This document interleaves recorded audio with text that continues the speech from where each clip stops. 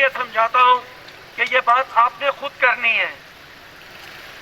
कोई आपसे पूछे आपकी मर्जी के बगैर आपके पैसे कोई कैसे इन्वेस्टमेंट कर सकता है?